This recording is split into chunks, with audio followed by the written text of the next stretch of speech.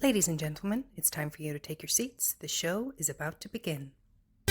Musical lyrical lingo.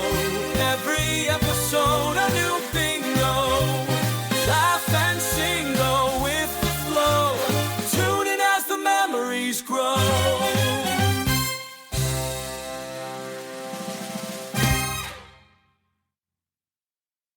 Hello and welcome to Musical Lyrical Lingo. We're your hosts, Tim And LJ, today and every week we will be discussing musicals, but specifically what they taught us. What are you looking at me like that for? You were so into that there. Oh, I was. I felt like You I was doing a wee dance. Like your wee head was like going as well. You're like, yeah. That's embarrassing. No, I love it. Is it on camera? It's on camera. Delighted. Zoom in on that bad boy. You were like, yeah. Specifically what they taught us. That's hilarious. Oh, it's fine. I'm just feeling the love this week. That's all. Love is in the air, everywhere you look around. Is that the right words? I'm not so sure. It's also not from a musical. How dare I sing it? I know, that was a weird So one, last year for our Valentine's special, we did look at some love ballads or some loving songs. This year we're going to be doing something different. But you know what I am loving? What? Some of the theatre news that came out recently that The Outsiders is getting its London Delighted. run. I am so delighted for that. Because that is brilliant. And I'm excited that there's a musical that's gritty like that. Yes. You know? Yes. Yes, a gritty sort of. And I was fun. not sure we'd ever get a London. Yeah, because it's not a book Production that of we read in schools. It's not something that we're like a fait with. Yeah. So yeah, interesting. So it's very exciting. Yeah. So producers have officially confirmed on January the 27th that the Outsiders musical is planned for a London West End production. Now, specific dates and venues, blah blah blah, have not been announced yet.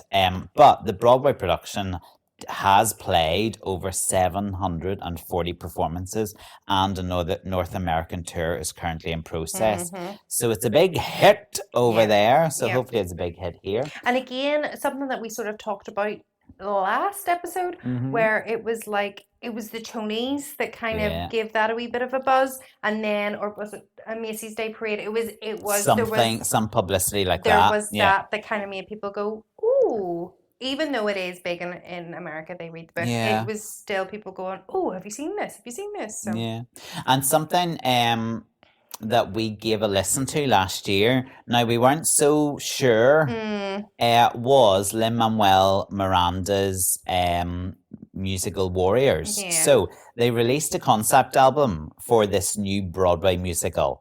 And Lin-Manuel Miranda has revealed that the show is heading to the stage. So Warriors is inspired by the 1979 cult Paramount Pictures movie, The Warriors. Haven't seen it. Which follows a fictitious New York City gang from Coney Island to the Bronx and back when they are framed for the murder of a respected gang leader. In a departure from the original movie, however, the show features an all-female band of warriors. So casting for the stage production is yet to be announced, as is news of the venue and dates, blah, blah, blah, blah, blah. There's a lot of news like that at the moment where they're going, it's happening, but we're not telling you anymore right now. Something that is returning is the new musical Midnight. Todrick Hall's musical. Yeah. So it kind of had like a kind of workshop-y kind of run. That's right. Okay, so this new musical Midnight, written by Todrick Hall, will play in London for its second time, and the cast is being confirmed. So the sung-through piece is set in America's South during the 19th century and was described as a sweeping story of love, conflict, and the searching for understanding. What's most exciting about this, I think, is it did receive public workshops late last year and then was followed by 2 closed-door showings, which I always think when it gets to the stage of a closed-door showing, both in London and New York, it is exciting. Now, it does star Todrick Hall as Rachel Tucker, local girl, as Charlotte, and Marisha Wallace as Happy. So 2 big names there that he's got his hands on. Yeah. So I think that And is beautiful one to voices. look. Yeah, that's one to look out for. Yeah. Another musical, Sea Witch, Yes. is to be performed in the West End as well, again with big names. So, Sea Witch is a new British musical reimagining the origins of the Little Mermaid villain. And it is premiering in a concert in London's Theatre Royal, Drury Lane, on Sunday the 1st of March. The dark mythical prequel features a star-studded cast including Michelle Visage, Maz Murray, Natalie Paris, and Jay McGuinness. And I didn't realise, but until recently, Natalie Paris, who was in the original Six lineup, she was one of the singers on Strictly this year. For years. For years. Didn't know. Yeah. So that is quite exciting to me. She's also just finished. She was in Pretty Woman on tour as well. Yeah. But I like her voice. So do I. Yeah, I think she's fast. And finally, last casting news is about the Broadway transfer of Titanic. So the Broadway transfer of the parody musical Titanic at the St. James's Theatre beginning on the 26th of March and opening on April 12th features co-creator Marla Mindell, who's reprising her role as Celine Dion, but she's joined by some big hitters. Jim Parsons as Ruth, Deborah Cox. I love Deborah Cox singing Jacqueline Hyde. Oh, really? Oh, my goodness, her voice is insane. She's playing Molly. Frankie Grande, last week's news, or the last episode's news was all about his sister, Ariana. Well, he's going to be in Titanic as Victor, and then co-creator Constantine is Jack. Yeah. So, lots of exciting theatre news. Yeah, lots of new theatre news there, or new musical news, which is cool. At least, That Sea Witch sounds really interesting to me. I'm very intrigued by that. We'll keep our wee eyeballs on that. Yeah, absolutely. On to this week's episode then. So what are we going to look at? Love. Many splendid things. Love lives just up where it belongs. Lovely. I feel like we should just do the elephant medley. Yeah, it is from Moulin Rouge. Yeah, we could do that. We could. Do you want to just scrap this whole and just sing? No. Well, I kind of listened back to last season and went, he didn't sing enough. Oh, okay. Do you remember the first episode? I think it was the excitement of like a new podcast. Yeah. I basically was like, I did a concert every week. Yeah. Yeah, true. And then last year, I think our listeners are missing it. Missed that. So I thought this year, I'm gonna sing at every opportunity I get, whether it's in tune or not. Go for it. Until you rein me in. Okay. You know. All right. Well, last year we looked at love songs. Yeah, we did. So this year we're looking at musical theatre that has given us some of the most iconic romances. Yeah, so our inspiration for this episode is that theme of love and musical theatre romantic couples. Yeah. So I've got 5, you've got 5. Yep, musicals that feature everything from classic couples to more modern duos. Yeah, so are in my top 5 listings. I don't know what you have, and you don't know what I have. No, this is quite dangerous because we could just have the same 5. We definitely don't have the same 5. You sure? But I'm hopeful that we have got an epic top 10 musical theatre couples list. I think we will. I mean, I always am, but I'm particularly proud of mine. Oh, okay. I thought you've done good. You've done good. So I'm looking forward to it. I take it we do the same, and I haven't done my notes correctly, but we normally go 5, 4, 3, 2, 1, don't we? Yeah. Whereas 1's at the top of my notes. So just let me turn right on over. Yeah. Okay. I need to count them. 1, 2, 3, 4, 5. You see, I always take extras in just in case. We've got Yeah. All right. To fall back on. Will I go first or will you go first? Ladies first. Number 5. We should have set this up better. We should have had a romantic. I say this every year. We should have a romantic dinner or something whilst we're doing our Valentine's episode. Okay, sure. We date night. Okay. Aaron won't mind. No, I'll not mind. Okay. My number 5 is from the hit musical Legally Blonde, Elle and Emmett. Okay.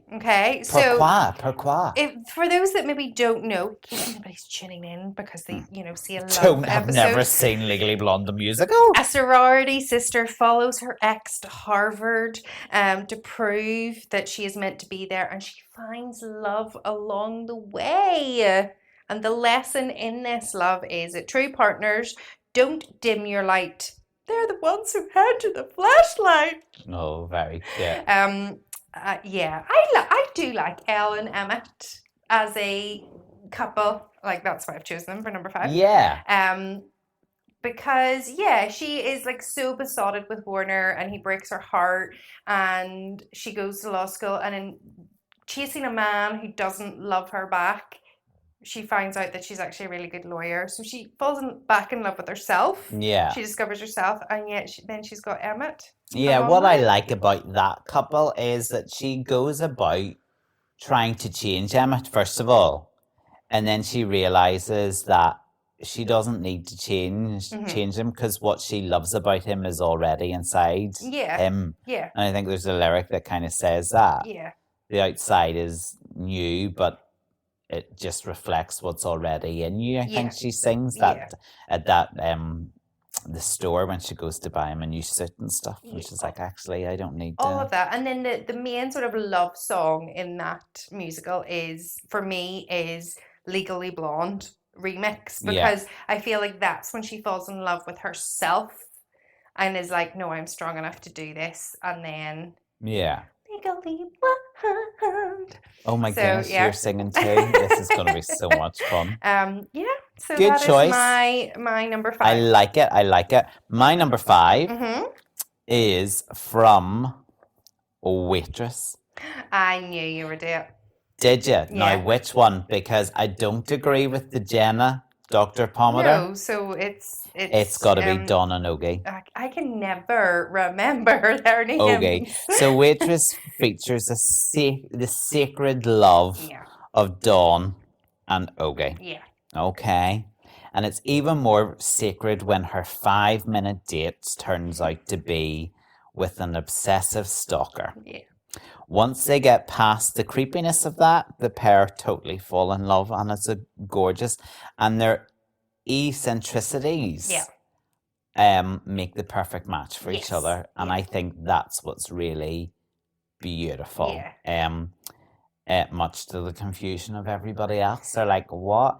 And then when he says he's a poet and he's going to try his best, and he says, I will express this if I'm able.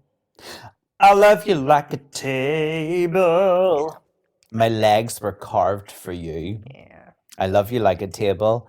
I'm wood and you are glue. Cover me with stuff. I feel like that is the part that is calling you the most. Okay. I think you need to turn your back on Bert. Oh, Bert's so last season. We all move on. They're lost. I'm over it. Completely over it. I don't even talk about it anymore. I feel like with Waitress going on a UK tour, you should be on standby. Sorry. Is Waitress going on a UK tour? I know.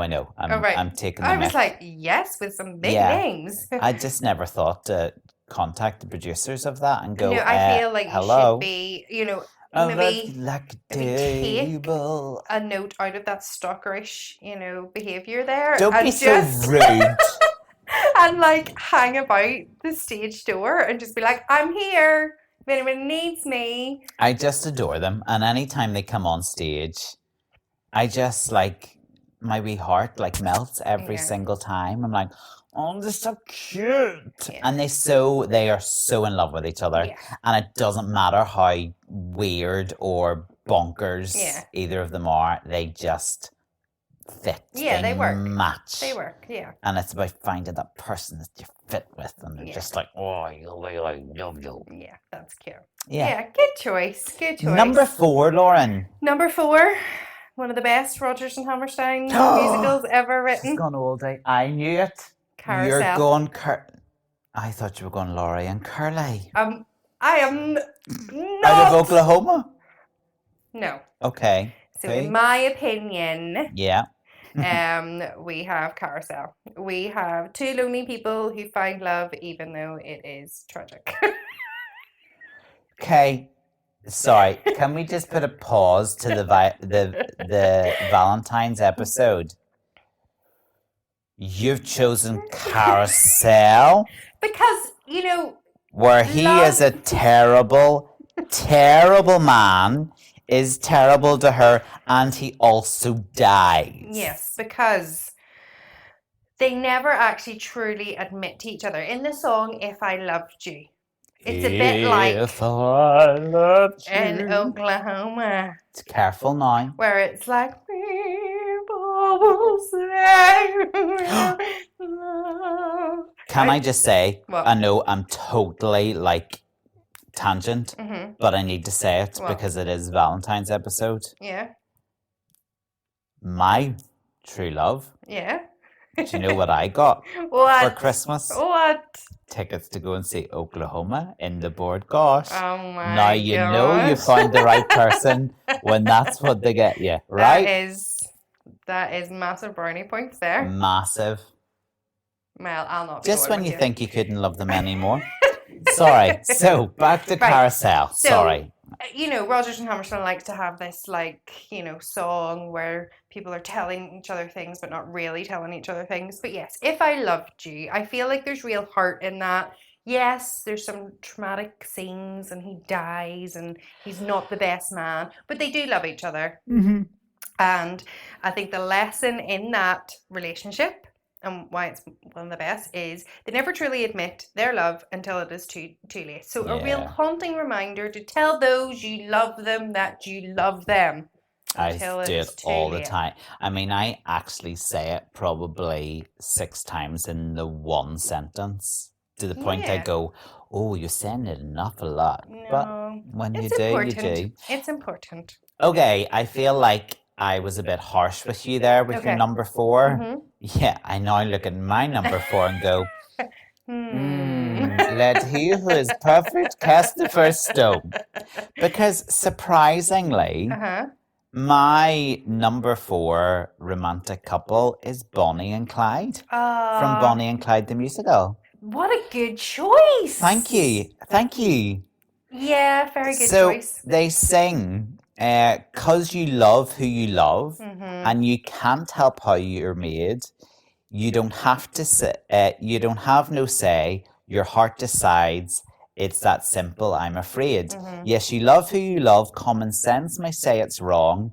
There's a part of him you know is wild. Maybe that's why. That's what made you love him all along. So in Bonnie and Clyde the musical, the relationship between Bonnie Parker and Clyde Barrow is portrayed as a high-stakes ride-or-die partnership fueled by mutual desperation, shared dreams of stardom, and a fatalistic bond. So Bonnie and Clyde find an immediate connection as fellow dreamers. Frustrated by their ordinary, poverty-stricken lives during the Great Depression. While reckless, Clyde is deeply affectionate towards Bonnie. Like he would do anything for her. She is the most important person in his life.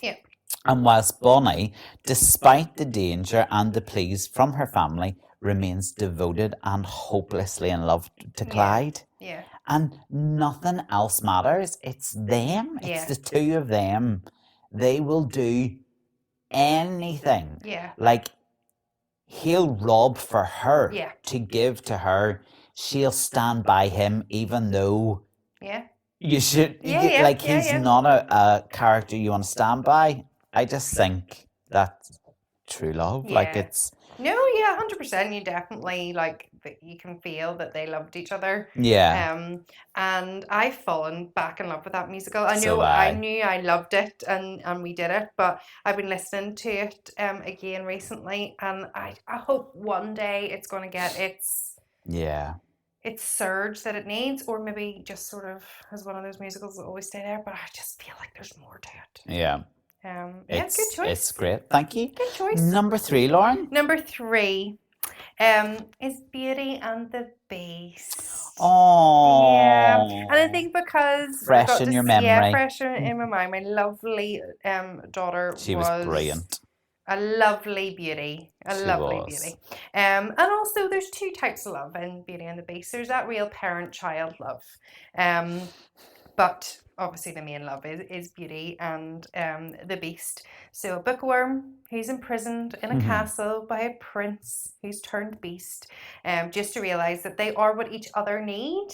And I think sometimes people have the Disney movie in their head a lot, and I think it took me to see, even though it was a junior version, still to go and see the junior or the stage version to be like, there's so much love in this musical, and like circumstances and whatever. But I think it's Beast like letting her go and go back to her dad, and you're like, oh, he loves her so much.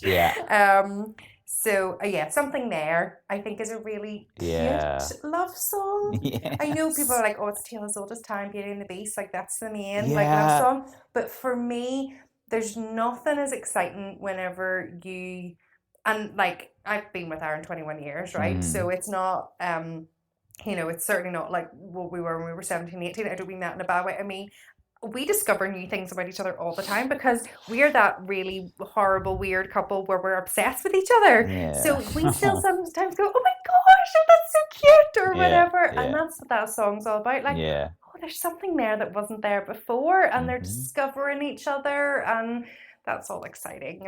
Last weekend reminded me of just how special Beauty and the Beast actually is. Like there's many moments where the heart and the love just like flows out of it. I'm not gonna lie to you, I welled up on Beauty and the Beast, like the song, and something there as well. It's really cute. It's gorgeous.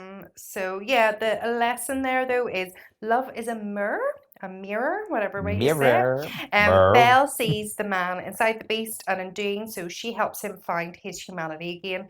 It's about the power of being truly seen by somebody else. And isn't that so true? Whenever you're in a partnership where you don't see your qualities, but you can see your partner's qualities, and you need each other to bring them out. That's so beautifully. That's a beautiful way of putting it. So absolutely. You 100%. need your partner to hold up that mirror and go, but this is who you really are. I was just like, I love Beauty and the Beast. Oh, jeez, I think I'm going to cry again. I did well up last weekend, and it was like, nobody noticed. So cute. When she came out in her wee dress. I know. And I went to see the matinee. So we went to see the first night. And it's always first night nerves and all of that. And like we were sitting right in the front row of a very intimate setting. Are you sure she's going to want to see you sitting in the front row? It was very cute. But anyway, I got to see it in the matinee, and the next I was day. kind of hidden. But what was really cute, because usually whenever it is a matinee show, there was lots of little kids, and they were all wearing the dress, and they kept going, when's she going to come out in the dress? And whenever she walks up like the aisle, especially, which is really weird, seeing your daughter walk up the aisle you walked up whenever you got married, which was very bizarre, in the dress, and they were like, oh. And between the shows, she said, I have never had my picture taken by so many people. And she was like, I just had like all these kids. And she said sometimes people did just come up and just take a picture of her. She was like, it was very bizarre. But she was like, I felt like a real Disney princess. Like all these adorable. Kids. It was so cute. We should say it was also in the church, which is because you saying it's weird seeing her walking up the aisle, the same aisle that I walked up. It was in the church that you got married in, right? Yes. Okay, just in case listeners are going, what? You got married in a theater. She's showbiz, but she's not that showbiz. Yeah.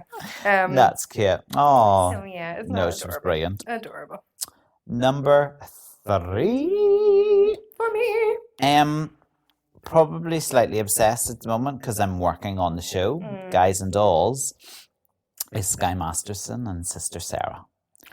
Very cute, love. Thank you. Yeah. Yeah, so he sings, I've never been in love before. Now, all at once, it's you forevermore.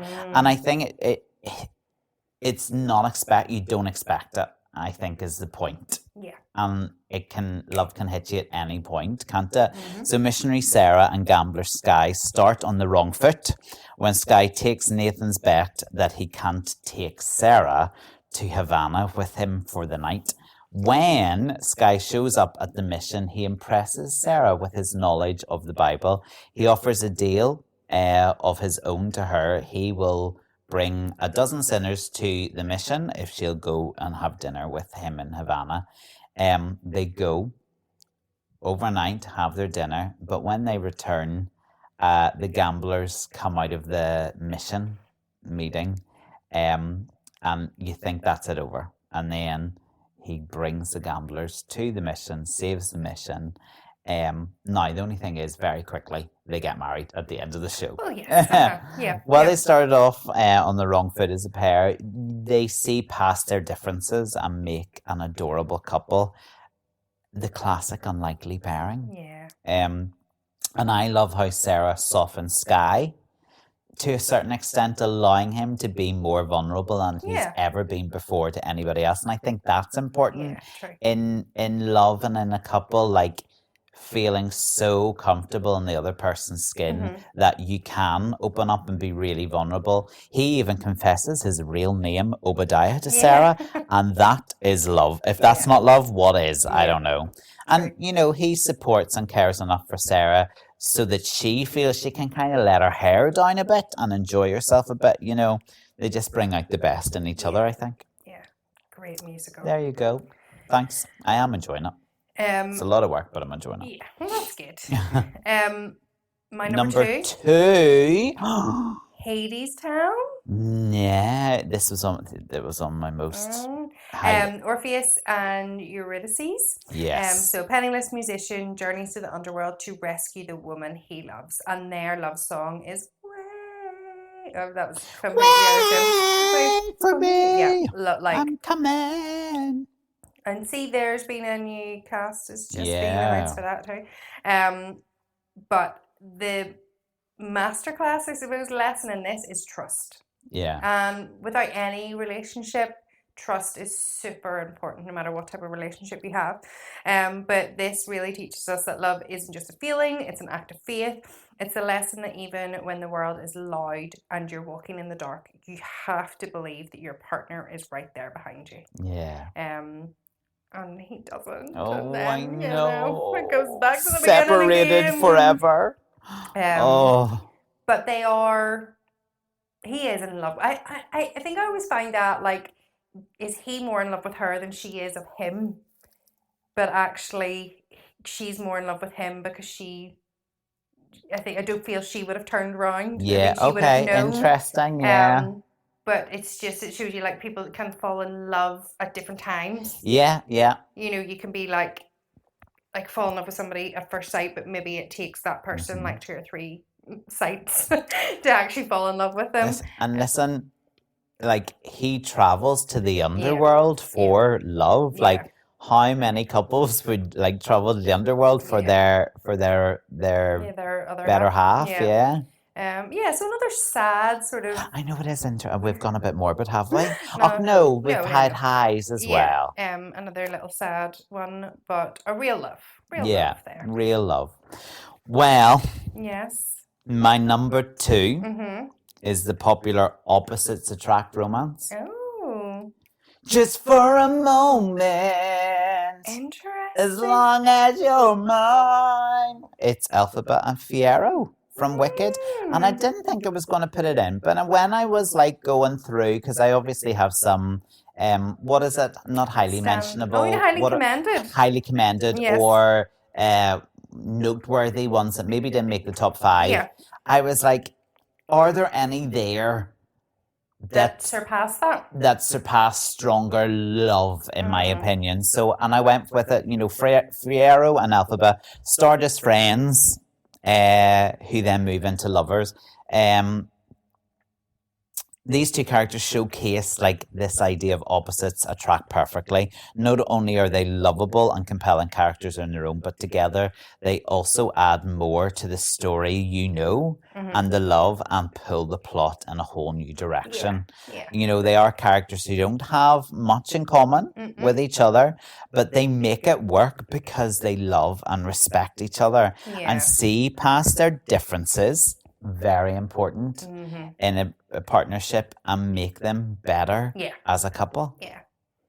So I went for Elphaba and Fiyero. I gave in to the Wicked. You did? Still. You did? A year on.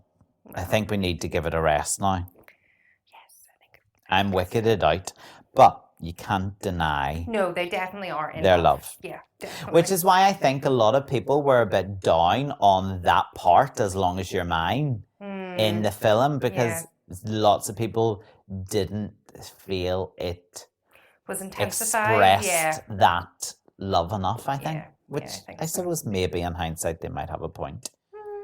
Well, the Oscars thought so anyway. Absolutely. Number one. My number one. This is going to be interesting. Like, you're going to be like, you chose this as your number one. But I think whenever I looked at my top 5, this is where I wanted to put this couple. So mine are Audrey and Seymour from Little Shop of Horrors. I had Audrey and Seymour as must be mentioned. Yeah. I don't second guess that at all. I think that's a great choice. So I just love to Skid Row community members find a connection amongst a human eating plant. And I think the reason I put it as number one is because whenever I was younger, I don't think I really resonated the plant ate humans. Yeah, fair. Yeah. I think I was focused on the connection between Audrey and Seymour. And you wanted to be Audrey. Well, yes, and what Audrey wanted, you wanted, right? And I, for an embarrassingly long time, probably it was like, did the plant always eat a human? So it obviously didn't have, and you know me, I don't like scary movies or anything like that. So it obviously didn't have an impact on me. I did watch it whenever I was younger. So I think that the true love obviously stood out. Suddenly Seymour, I think, is one of the best musical theatre songs. Yeah. And I just think it's great. So the love lesson in that is, no matter where you come from or what your past looks like, you're worthy of being cared for. It's that beautiful moment where you stop hiding your secret self and realize somebody loves you anyway. Yeah. Aw, so Aaron is your Seymour? Yeah. That's cute. Yeah. Very good. I'm amazed we have got through a top 5 where we haven't had the same. No, that hasn't happened. No, that is a first. So you heard it here. Season 3, we promised you would be a good one. That's quite incredible. Okay, well, my number one is Timon and Pumbaa from The Lion King. No, it's not. No, it's not. No, I'm joking. You know what it is. It has to be. It has to be. I can't. Okay, I can't. Yeah. Were you shocked by that? No, I was not shocked. No. I would have been like, I think I would have been like, you need to go and redo your whole list if that was not in your top 5. Well, I know listeners will go again, but my issue is, so my number one, in case you're new to the pod, is Angel and Collins from Rent. And it's because any musical I've experienced, I haven't experienced that love elsewhere. Yeah. Do you know what I mean? And all the others in my top 5 are you feel great watching them, but Angel and Collins hit me the hardest, I think. Known for their heartwarming and tragic bond. They sing, live in my house, I'll be your shelter, just pay me back with 1,000 kisses, be my lover, and I'll cover you. That's all I wanted my whole life. That line, those lines. and inhabit, so it's great. The plot for this, now, this is when you get morbid. The plot of the couple starts with Angel helping Collins after he's been mugged on his way to Mark and Roger's apartment. They fall in love at first sight. Yeah. And they subsequently learn then that they are HIV positive. As the musical progresses, so does the relationship of Angels and Collins, and the audience start to see them growing closer and their relationship deepening. Unfortunately, Angel then dies in Collins' arms. I'll Cover You is the most heartbreaking song in musical theatre. It grabbed me before I was even old enough to understand the issues of the day. Do you know what I mean? And of course, as I grew older, the depth of their relationship grew as my social knowledge expanded. Angel's funeral is one of my favorite scenes because it just shows how their connection strengthened with the plight of their physical condition and how Collins stood by Angel until the end. Yeah. Adorable. Like, yeah. I think I need to go and watch Rent again and just cry my eyes out. No, I love it. Yeah, I like probably if I wasn't doing my top 5 list with you, that probably would have made my top 5. You're but so I knew cute. that You didn't put it that in. would have been you. So I'm happy that like my top 5 felt like everything that should be in a good partnership is support. Yeah. The danger of silence, like not admitting whether you're in love with somebody or that if you've got a problem, because that's just as important. Transformation, trust, and worthiness. Yeah. See, you're a life coach, Lauren. No, I'm not a life coach. But I want to make a point before we go on to highly commanded. I was also looking, no, nothing bad. If we had have chosen Phantom, we would have been like, really, should that not be a restraining order? That's definitely a red flag. So I'm glad that neither of us chose that. No, it's a total red flag. I feel for the Phantom because I think it's Phantom's want of love that makes it into a restraining order. Do you know what I mean? He just wants it so badly, and if somebody somewhere had shown him love, we wouldn't have had the Phantom. Do you know what I mean? And I do feel for him because, like, it's sad when you want love and nobody's showing it to you, but don't be a creep. Yes, it's really important. It's really important. So Phantom, sorry, these are things which sometimes come up to say, like, people are like, oh, but they're a good couple, or that's a love story, or whatever. So Phantom comes up, but definitely not. Last 5 years, people are like, what about that love story? Such a toxic relationship. That's a love story in reverse. Yeah. That's like what not. And it is about a real, like, you know, the guy that wrote that is about his divorce. We'll maybe do that this season anyway. Yeah. And I'm so glad there's been no West Side Story. No. Because 48 hours to fall in love and then literally flame through your whole neighborhood over a boy. I know. I'm glad we're not at that. It's a bit of an overreaction, isn't it? Yeah. So we chose really well then. We chose really well. My highly commended were Rent, I'll Cover You. Oh, bless you. Once, and the song Falling Slowly. Yeah. Just and it's beautiful. It's such a weird one, isn't it? Because it's a romantic couple that never became romantic. Like nothing ever. Yeah. They didn't even kiss. Do you know? But like that weighs heavy on my heart. Like every time I see or listen to ones, because I'm like, they're so perfect for each other, but nothing. And he loves her and she loves him, but nothing ever happens. Sad. And then, they need to do like a sequel for once where they like bump into each other like 10 years down the line, and a bit like it Normal then People. Does happen. Yeah. Like Normal People broke me. Yeah. Where I'm like, they are perfect, but they're not at the same time. Yeah. And then I think she writes, like, she has like a follow-up where like they see each other. I think she's written a book or something. Anyway. And then my other highly commended is Moulin Rouge, because I You know I love Come What May. I know. So what about yours? Well, interestingly, I had mentioned Guys and Dolls, Sister Sarah and Sky, and I was thinking about it. And then the other couple came into my head, like Nathan Detroit and Adelaide. And I was like, oh, actually, which is the better couple to demonstrate love? I actually thought you were going to choose Adelaide because I think that their love is real love, you know, and not that they're, but I like that sort of. I think, and like they show such love because they accept each other for who they are, like, and their flaws, and God bless her, she's been waiting for 14 years to get married to this guy. I think that's maybe why I didn't choose them over Sky, because like he's had her dangling for 14 years, Nathan. But I mean, they love each other, and he sings it. He's like, so me, what can you do me? I love ya. You know, obviously I'm playing every part in it at the moment.